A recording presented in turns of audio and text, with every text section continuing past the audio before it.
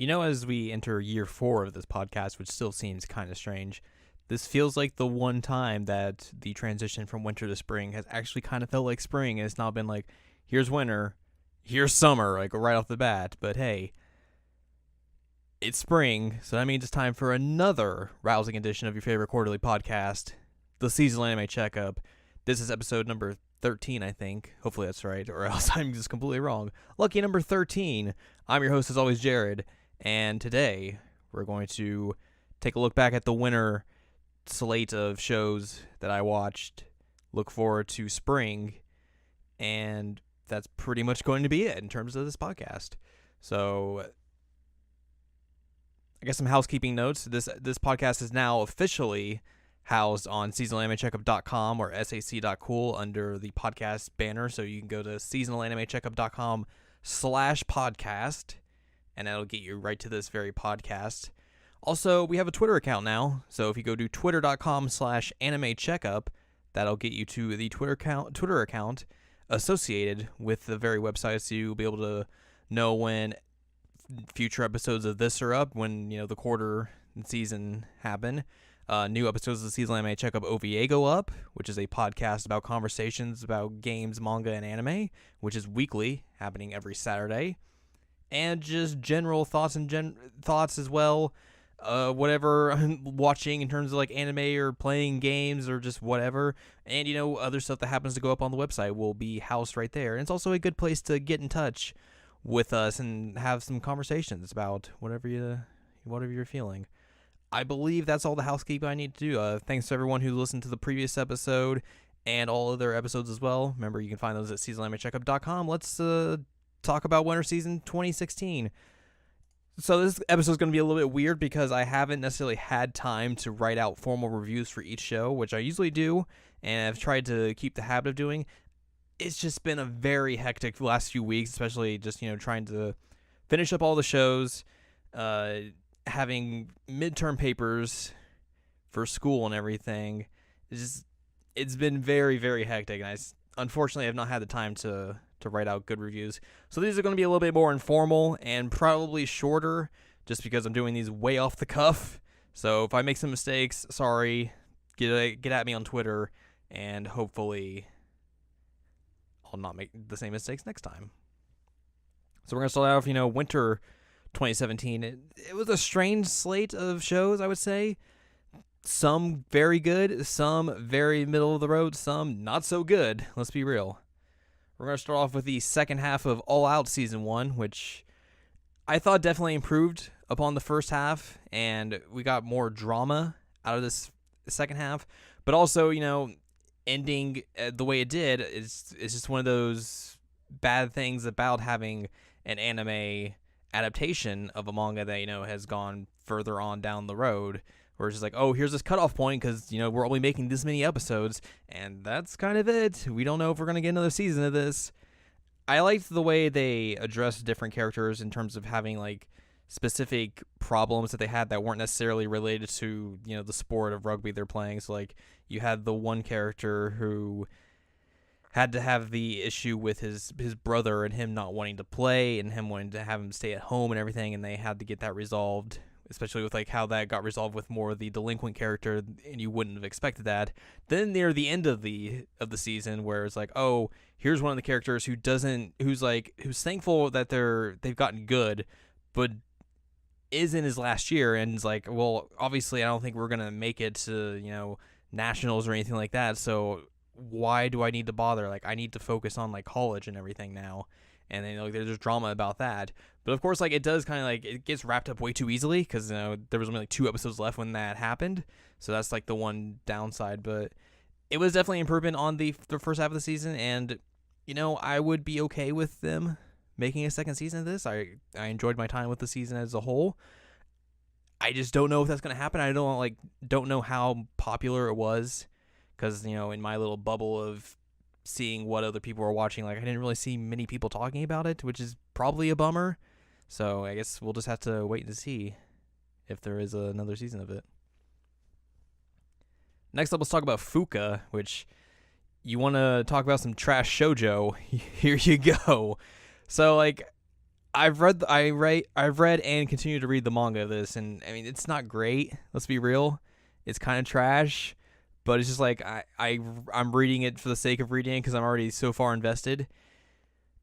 There's a big elephant in the room in terms of this anime adaptation because it changes how the manga went and goes for its own original ending. So there's a scene, I think, 3 or 4 episodes before the finale where Fuuka is about to get hit by a truck, but in this, she doesn't. She basically gets out of the way in time, or like the truck avoids her at the last minute. In the manga, the truck hits her and she dies. And it's like very early on and sudden and abrupt, and you're just like, okay, what? Why would you do this? Why would you kill off like the title character this early on? And also the manga has gone on for like, 120 plus chapters since then, so shrug shoulders. And just the ways that like they kind of changed some aspects of the characters, like having just a random romance here and there, and then like having this drama between Fuuka and the rest of the band. I'm not sure if this was the... I guess, like, you can't really make a good adaptation of this with just how that death is so sudden and abrupt. Like, unless, like, that's the very final thing you show, and that's the finale. Like, I guess that would work that way. But with this, like, how are they going to make... If they ever made another season of this, how would they go about that? Because they would have to go with, like, all new material. Because, well, I mean, I guess they could tweak it here and there, but mostly it would be new material because you have this main character who is dead in the manga and it's obviously alive in the anime. So it's like, how do you balance those two?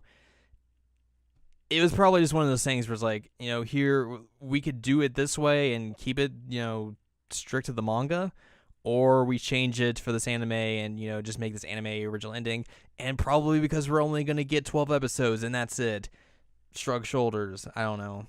It's like you're caught in between a rock and a hard place there, I guess, if you're adapting this manga for an anime. It's a strange choice, but like really I don't know if they could have done anything else differently, to be honest. At least the original music they made for the show is good. That's one bonus. Up next, March comes in like a lion, the latter half of that season. I thought the latter half of the season was good. Like, the show is coming back for a second season. That's already been confirmed, so that's cool.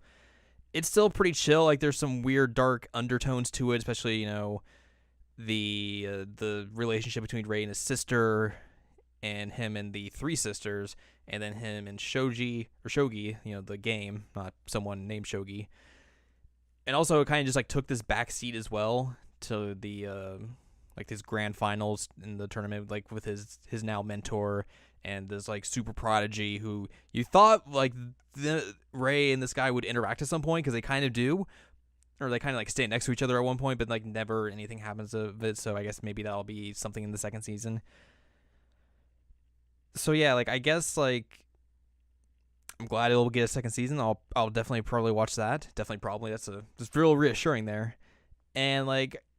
That show still had, like, a good visual art style that continued on through the rest of the season that I think, like, mostly, like, other shows just didn't really have, per se. Speaking of more trash shoujo, Masamune-kun's Revenge. Oh, boy. I don't think there was a single likable person on this show, and it basically fell into, like, all of the very stereotypical tropes of shoujo manga. Like, here's a guy who got wronged in his childhood. Now he's come back and he wants to get revenge against this girl by wanting to date her, because that's totally what normal non-sociopathic people do. And, of course, like, it ends on a kind of cliffhanger, maybe? I don't know. Maybe they'll end up seeing this. Maybe probably, hopefully not.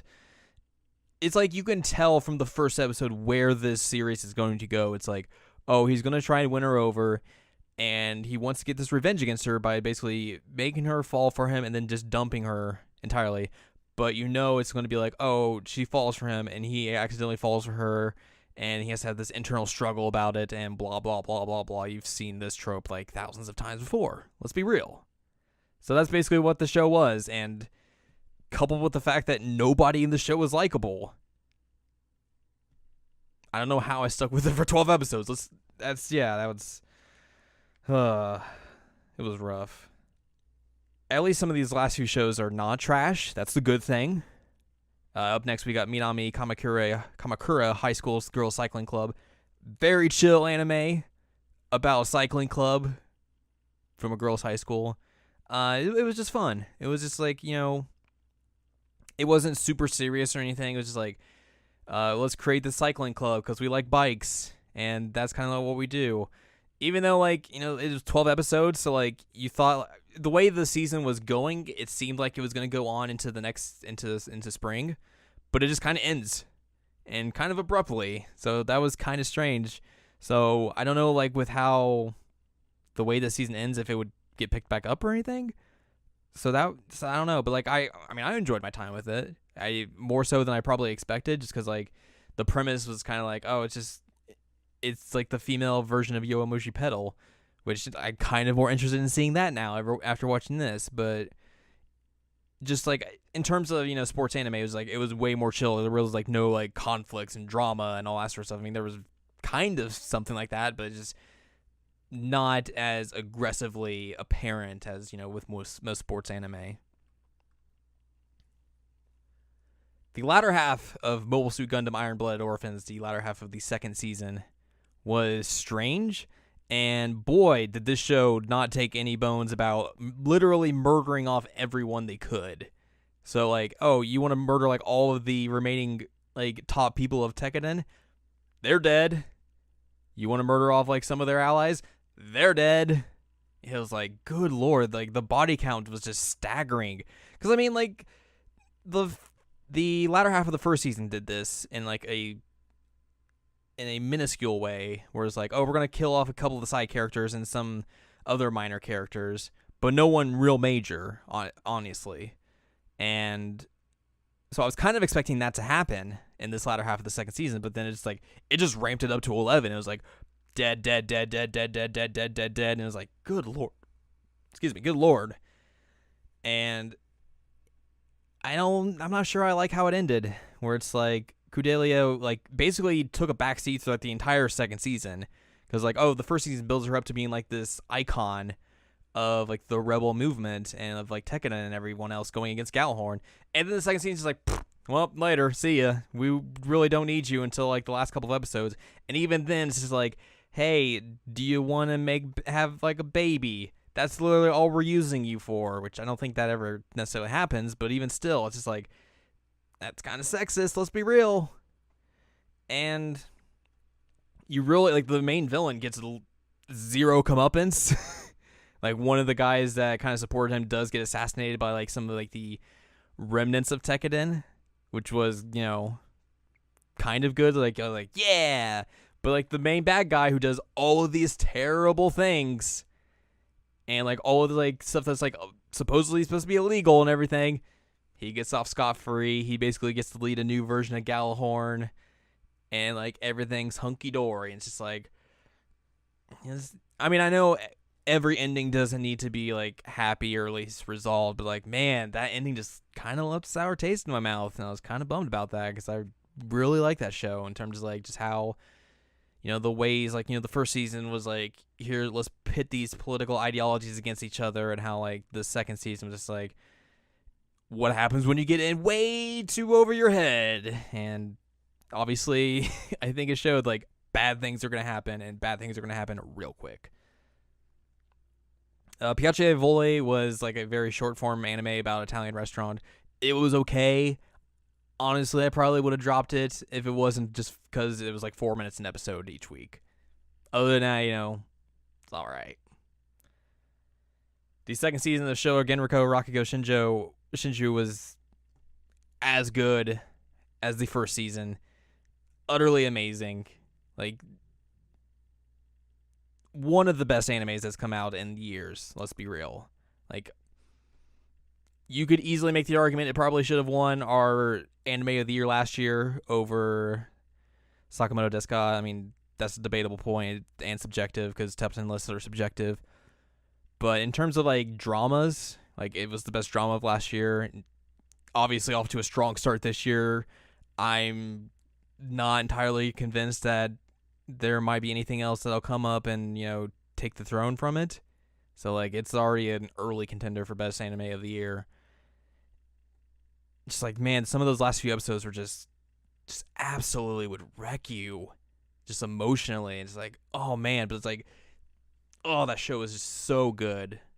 Like, obviously, you need the first season to get the emotional impacts of it, because without that, it's gonna be like some of the subplots and everything are gonna be lost on you. But just if you need to watch something from winter season, like, obviously it's the show, because it is the best, bar none. And then finally, the second third of Tiger Mask W came. I still think that show's great. Obviously, I'm probably, a minority in terms of that, just because, like, it's a wrestling anime, so not a lot of people may be, up to watching that, but, like, it's just ridiculous. They had a match called War Game, and it was just rings stacked on top of each other, and that was real dumb, but also real great. And they had the reveal of who Tiger the Dark was at the end of the last episode, and that was real good. And it's like, man, I think if you like silly wrestling things, or just like silly stuff in general, like, this is a good show. And even just like the way they've tied it into, actual New Japan Pro Wrestling. I don't know if we talked about this on the last episode or not, but they had the match. It had like a real live match between Tiger Mask W and Tiger the Dark at Wrestle Kingdom, New Japan's biggest show of the year, in the Tokyo Dome. The cool thing about that was, like, they got the voice actress for Haruna to walk Tiger Mask W to the ring and do the ring announcement for him while she was cosplaying Haruna, which was real good. Like, man, way to go on that one in Japan. And also they brought back Tiger Mask W recently and had him wrestle against Kazuchika Okada, the IWGP heavyweight champion, who was also in the show, not voiced by the actual person, voiced by someone else, but still is representing the show.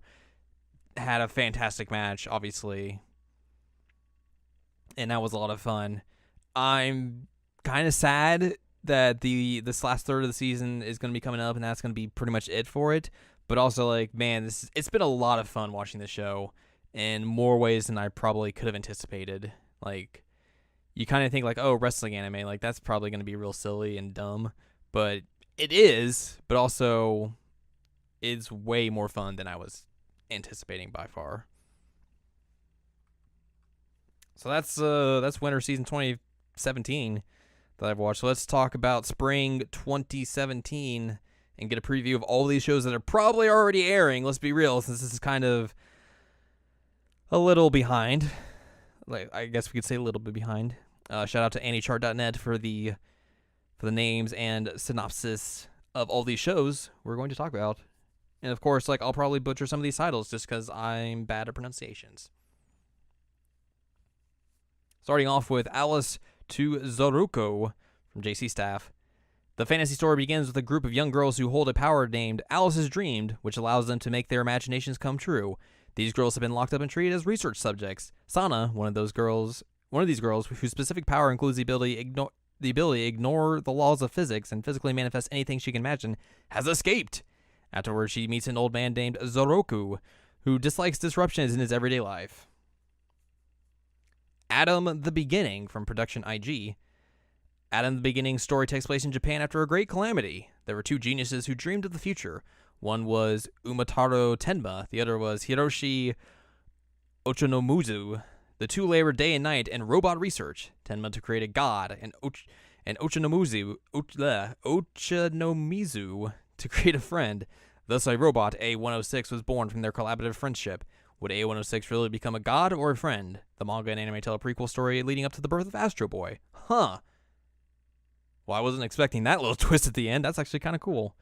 Berserk 2, second season of Berserk, that's probably going to get a lot of fanfare, not in the great way, let's just say. Beyblade Burst God. There's literally nothing written about it, so it's just a Beyblade anime. Boku no Hero Academia 2, second season of My Hero Academia from Bones. Boruto, Naruto Next Generations from Studio Pierrot. It's the next Naruto anime, but with his son. pretty much all you need to know. Busto Shoujo Machiavellianism, which I don't know if Machiavellianism is a word or not, from Silverlink. The battle action story follows Fudo Nomura, who transfers to a school where girls carry weapons to rule mercilessly over the boys. Shortly after transferring, he becomes a target of Ren Onigawara, a member of the 5 ruling swords that commands the school. In order to break free, he must defeat the 5 ruling swords. Clockwork Planet from Zebek. Naoto's a high school dropout and brilliant amateur tinkerer. He lives in a world that has been so overexploited that the entire service has become one vast machine. When a box crashes into his home containing a female automaton, it is a harbinger of change that will rock the entire globe and give Naoto his chance to be a hero. Duel Masters 2017. In the new series story, the balance of the creature world is starting to crumble. A talking deck case named Deki comes to the human world to search for a duel master to preserve equilibrium. There he sees Joe's power to create creatures. This is a mouthful, let's just say. Dungeon ni Dii o Motomiro no wa Machigateru Daru ka Gaiden Sword Oratoria from JC Staff. I feel like it's just word vomited everywhere.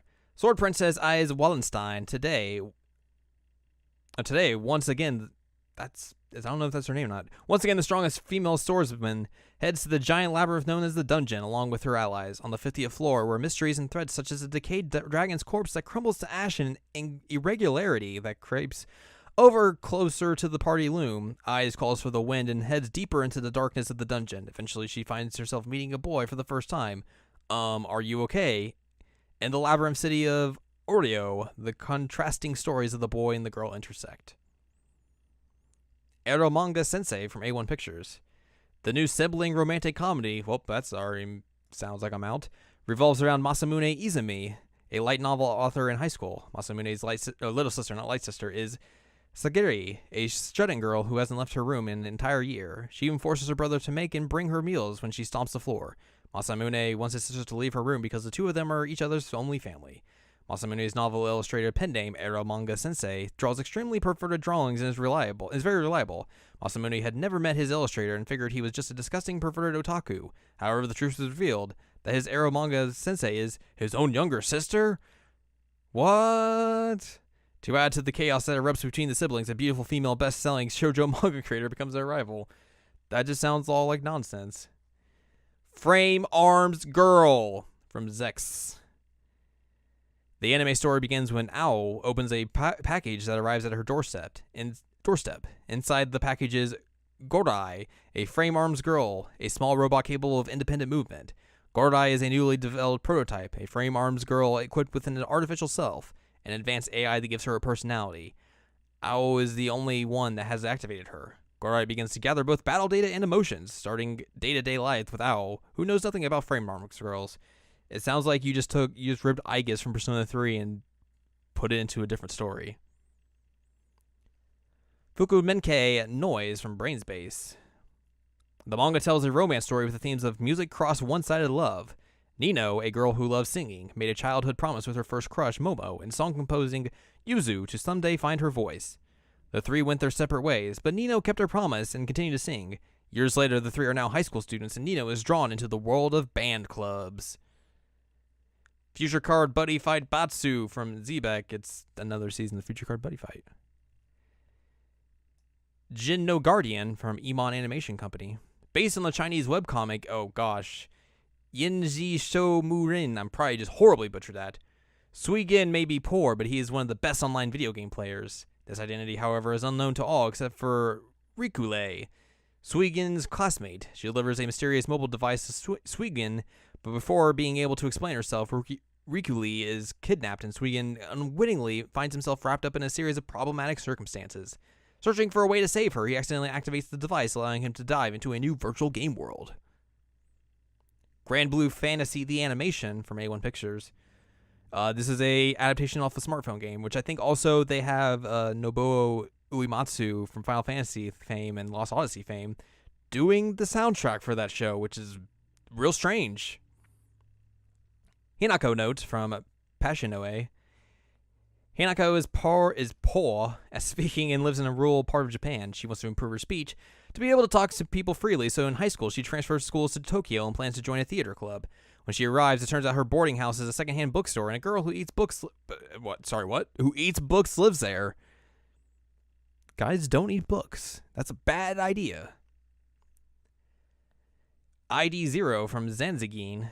Eye machines are the general term for robots that operate in extreme environments. While Alliance Academy students Maya Mikiri is in the middle of operating an eye machine, she gets involved in an accident with pirates and ends up serving as a crew member on an excavation company spaceship. Idle Time Prepara from Tatsunoko Productions. The story focuses on Yui, a girl who lives in the town of Paparajuku and who dreams of being an idol, and even if she realizes that being an idol is next to impossible for her. Her friends often remark on how much she dreams about it, but then the Prepara Idol theme park opens in her town, and that an idol named Lala is coming to town from Parajuku, which only makes Yui's dream even bigger. The new Prepara theme park has been updated with new concept. However, due to a system error, Lala is no longer able to Prepara change. So it's like idols cross magical girls? It sounds like. Kabukibu from Studio Dean. The series revolves around Kurego Kurisu, a high school student who loves kabuki so much that it's annoying. Kurego yearns to perform kabuki as part of a club at his school, but currently his school doesn't have a kabuki club. So Kurego sets off to create a kabuki club, and his first order of business is to gather members. Kyokai no Rene 3, third season of that from Brainspace. Natsume Yujincho Roko from Studio Shuka, sixth season of that. That's a lot of seasons. Oshitsu Kyoshi Haine from Bridge. Accepting the post of royal tutor at the court of the king of Gransreich, Haine Wittgenstein is a little professor with a big job ahead. Each of the kingdom's 4 princes has a rather distinct personality. Does their diminutive new instructor have what it takes to lay down some learning? It's a comedy of educational proportions. Creators from Troika. Humans have created many stories. Joy, sadness, anger, deep emotion.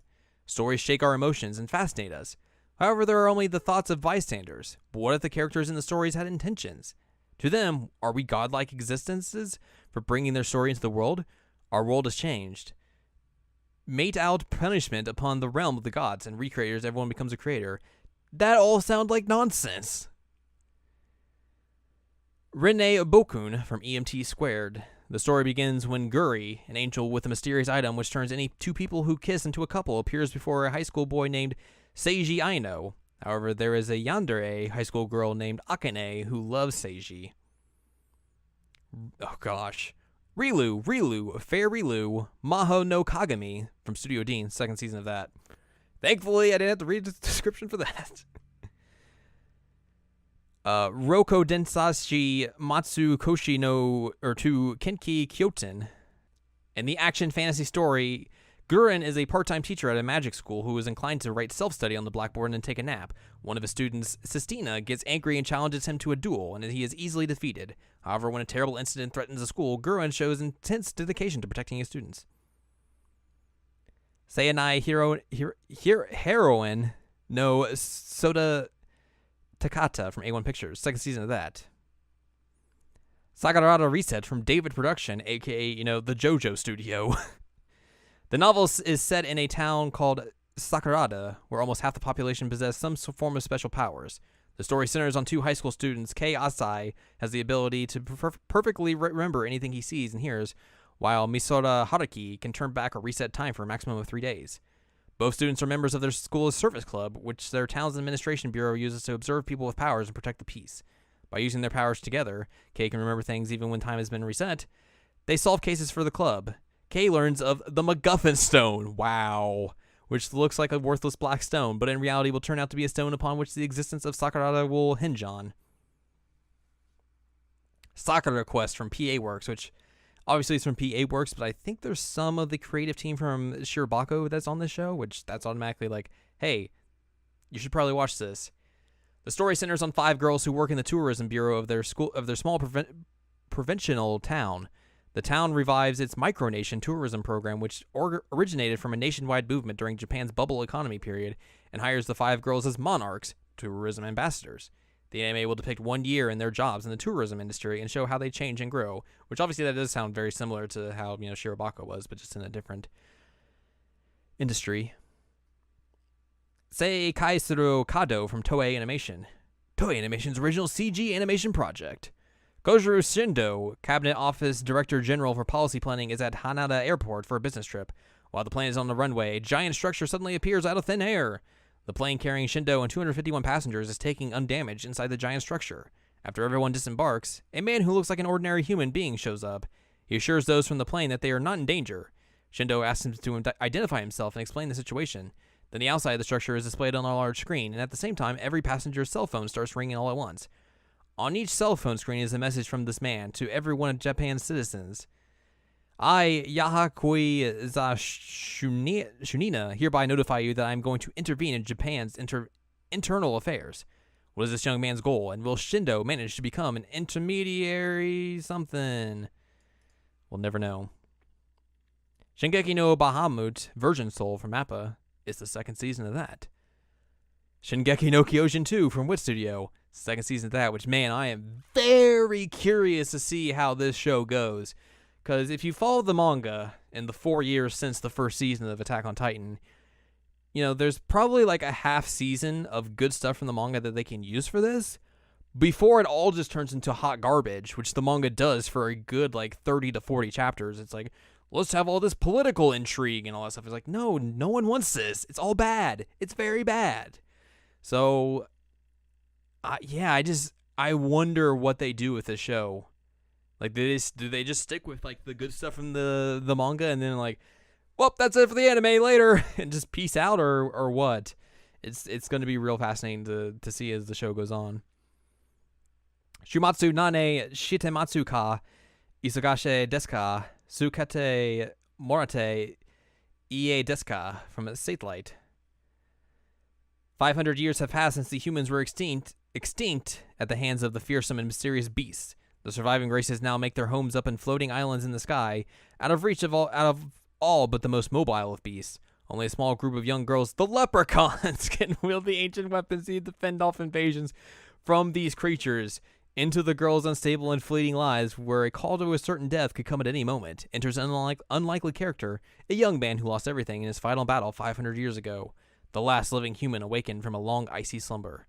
Unable to fight any longer, Willem becomes the father that the girls never had, caring for and nurturing them even as he struggles to come to terms with his new life, in which he feels the pain of helplessly waiting for his loved ones to return home from battle that his daughter once felt for him so long ago. Together, Willem and the girls gradually come to understand what family means and what is truly worth protecting. Sen Nanatsu no Taizai from TNK. In the story, the prideful archangel Lucifer disobeys God and is cast into the lowest level of hell as a fallen angel. On her way to hell, Lucifer happens to meet a high school girl on Earth named Maria, who helps her. In hell, Lucifer meets Leviathan, and Leviathan explains to Lucifer about the 7 deadly sins, the 7 demon king rulers of hell. After the 7 deadly sins seal Lucifer's power, Lucifer goes on a journey with Maria and Leviathan to defeat them. Alright. Star Mew 2 from C Station. I'm going to guess it's the 2nd season of that. The Snack World from Oriental Light and Magic. The hyper-casual fantasy is set in the Snack World, a seemingly traditional fantasy world, except it has convenience stores, smartphones, and other elements of the modern world. Tomika Hyper Rescue Drive Head Kido Kyokyu Kaisetsu from Oriental Light and Magic. The story is set in the future just a little after the present day to respond to disasters beyond human comprehension and the increasing complexity of crime and mishaps. The Mobile Emergency Police Hyper Rescue, an organization newly formed by the government primarily for life-saving, developed drive heads that are specialized with police firefighting and rescue capabilities. It's a kid's show. Sugamomo from Zero G. Kazuya Kagami's most treasured possession in the world is the obi left to him by his late mother. The scent of cherry blossoms infused into it and helps him through his day, but he never expected it to save his life, becoming a beautiful kimono-clad girl who calls herself an artifact spirit. Her name is Kiraha Tsukumogami of the Sash, who naturally moves in with him as he is her owner. Throw in Chisato, his bespeculated friend, she's got glasses. An overprotective older sister wants to take baths with him. A busty princess who a seductive sorceress named Kokiora, and Kazuya's life has gotten a lot more interesting. Sukiyaki Today from Feel. The series focuses on Akane Mizuno and Kotaro Azumi, two third-year middle school students who become classmates for the first time. The series will depict each character's growth and connection to the people around them, such as classmates, clubmates, teachers, and parents. The anime will also center on the youthful adolescent romance of the characters, who are hounded by change and uncertainty as the seasons inevitably pass. Twin Angel break from JC staff. In the story, two third-year middle school girls fight evil as twin angels under orders from a hedgehog named Mirako-chan. The girls disagree, but as they work together, little by little, they become friendlier with each other. Uchotan Kazoku 2 from PA Works, second season of that. Rah Rah Salesman New, we'll just go with that. Shin from Shin Animation. Each episode follows Fukuzo Moguru, a traveling salesman, and his current customer, Moguru. Moguru deals in things that give his characters that their heart's desire, and once his deals are made and their unhealthy desires are satisfied, Moguru's customers are often left with terrible repercussions, especially if they break the rules of his deals. Yu-Gi-Oh! V-Range from Studio Gallop. It's Yu-Gi-Oh! And then finally, Zero Kara Hajimeru Maho no Sho from White Fox. The Grimoire fantasy series follows a witch named Zero who is ignorant of the world and a half-beast, half-human mercenary who longs to be human. Witches who practice sorcery exist in the world, however, in this era, no one knows how about the art and the study of witchcraft. Zero is going on a journey to search for a magical tome called the Book of Zero that hides the power that can destroy the world. The mercenary travels with her as their guide. And obviously there's some leftovers. We got some TV shorts, 100% Pascal Sensei, Ani ni Sukuru Kusure wa Nai, Bupu na Manichi, Cinderella Girls, Gekeju, Kenka Bancho, Otome, Girls Beat Boys, Love Kome, We Love Rice, Makarune Ako no Gundam, Nobunaga no Shinobe, Ise Kanagasaki Hin, Panpaka Pantso no San, Puri Puri Chi-chan, Roommate, Sekai no Yame Zukan, Shonen Ashabe Gogo Goma-chan 2, Soryo to Majoraru, Shikeyoko no Yorane, and World Full News TV Part 2. And then some movies, like there's a CG Resident Evil movie coming out, because sure. There's the first of the new free anime movies that they just announced, I think a couple weeks back. And then other than that, not really, at least much else that I can recognize. OVAs and all that. There's a Days one. Mobile Suit Gundam Thunderbolt will continue on. That first episode is very good. Soundtrack still very good. Everything else very good. Very much excited to look forward to that over the next coming months. And that's pretty much spring 2017. Let's take a quick look at summer 2017, which there's some weird shows in summer. Let me just be real with you. What was I looking for? There was a couple of stuff that I saw. Koi to Uso. I'm pretty much looking forward to that. I've read the manga of that, continually reading that. It's a very short form manga, so it's like only like a couple pages, and you get that each week. So, but it's a different premise than what you would expect from most, shoujo manga / anime and all that sort of stuff.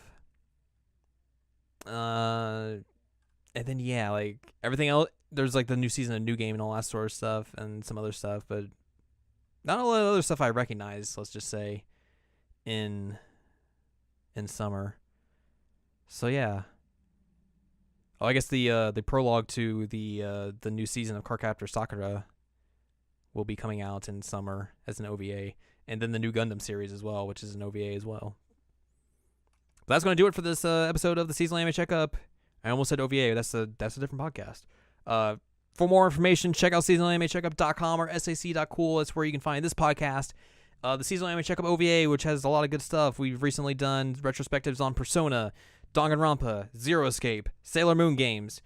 This coming Saturday, I guess depending on when you listen to this, so it may have already happened, The new episode, we were going to be talking about Nintendo's mobile games and whether or not those are good or not. And there's some other shows as well, or other episodes as well, that you should go check out. They're all up on seasonalamecheckup.com. Follow us on Twitter, twitter.com/animecheckup. That's a good way to get a hold of us. If you need to send out corrections or anything for something I missaid or something on the show that I goofed up on, that's a good way to get a hold of us. Other than that, enjoy your anime for spring. Hopefully you find something good to watch. If you want to comment on it for the next episode, get a hold of us on Twitter or contact us on the website. Until then, we'll see you next summer. Well, this summer, not next summer. For the next episode of your favorite quarterly podcast, The Seasonal Anime Checkup.